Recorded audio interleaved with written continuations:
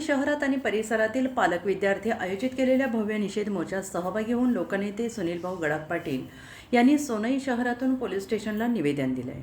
मोर्चाचा मुख्य उद्देश आणि पार्श्वभूमी दिल्ली येथील जंतर मंतर येथे 20 जुलै रोजी विद्यार्थ्यांच्या आंदोलनादरम्यान घडलेल्या घटनांवर लाठीमार, मारहाण, कथित गैरवर्तन, देशभरात संतापाची लाट पसरली आहे। शिक्षण व्यवस्थेत पारदर्शकता प्रस्थापित व्हावी, आंदोलनादरम्यान घडलेल्या घटनांची निष्पक्ष चौकशी करून दोषींवर कारवाई करण्यात यावी।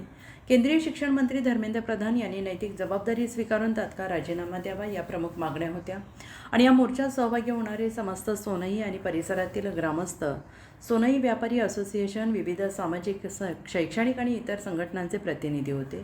आयोजक समस्त ग्रामस्थ, सोनई व्यापारी असोसिएशन आणि विविध सामाजिक संघटना, सोनई। उत्तर महाराष्ट्र न्यूज नेटवर्कसाठी सनी जगताप।